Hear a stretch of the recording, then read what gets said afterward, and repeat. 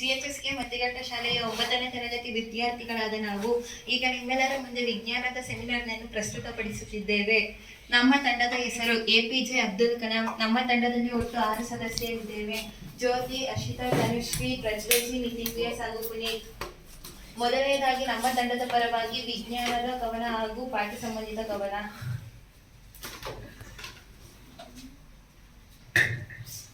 ಗಾಳಿ ಇಲ್ಲದೆ ಉಸಿರಿಲ್ಲ, ನೀರಿಲ್ಲದೆ ಜೀವಿಗಳಿಲ್ಲ, ಬೆಳಕಿಲ್ಲದೆ ಆಹಾರವಿಲ್ಲ, ಆಹಾರವಿಲ್ಲದೆ ಶಕ್ತಿ ಇಲ್ಲ, ಶಕ್ತಿ ಇಲ್ಲದೆ ಯುಕ್ತಿ ಇಲ್ಲ, ಅನುಭವವಿಲ್ಲದೆ ಜ್ಞಾನವಿಲ್ಲ, ಜ್ಞಾನವಿಲ್ಲದೆ ವಿಜ್ಞಾನವಿಲ್ಲ. ವಿಜ್ಞಾನ ಎಂಬುದು ಜ್ಞಾನಗಳ ಸಮೂಹ, ಹಳೆಯದಲ್ಲಿ ಹೊಸದನ್ನು ಹುಡುಕುವ ವ್ಯೂಹ.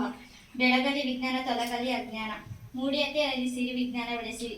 ವಿಜ್ಞಾನ ಕಲಿಕೆಗೆ ಹೆಚ್ಚು ಉತ್ಸಾಹ, ವಿಜ್ಞಾನ ಶಿಕ್ಷಕರು ನೀಡಲಿ ಪ್ರೋತ್ಸಾಹ. ಗುಂಪು ಸೇರಿ ಮಾಡಲು ಹೊರಟವು ಕೆಲಸ ಸಾರಿ ಸಾರಿ, ಒಂದೇ ರಚನೆ ಒಂದೇ ಕಾರ್ಯ, ಇದಕ್ಕೆ ಹೆಸರೇ ಅಂಗಾಂಶ ಧೈರ್ಯ. ಏಕಕೋಶ ಜೀವಿಗಳಲ್ಲಿ ಒಂದೇ ಮನೆ, ಬಹುಕೋಶ ಜೀವಿಗಳಲ್ಲಿ ಶ್ರಮ ವಿಭಜನೆ. ಸಸ್ಯ ಮತ್ತು ಪ್ರಾಣಿಗಳ ದೇಹದಲ್ಲಿ ಬಗೆ ಬಗೆ ಅಂಗಾಂಶಗಳ ನರ್ತನವಿಲ್ಲಿ. ಬೆಳವಣಿಗೆ ತುದಿಯಲ್ಲಿ ನಾವು, ವರ್ಧನ ಅಂಗಾಂಶವೆಂದು ಕರೆಯಿರಿ ನೀವು. ಕೋಶ ವಿಭಜನೆ ನನ್ನದೇ ಕೆಲಸ, ಗಿಡಮರ ಬೆಳೆಸಲು ಪಡುವೆನು ಸಾಹಸ. ಕೋಶಗಳ ವಿಭಜನೆ ನಿಂತಾಗ ಮುಂದೆ, ಶಾಶ್ವತ ಅಂಗಾಂಶವಾಗಿ ನಾನು ಬಂದೆ.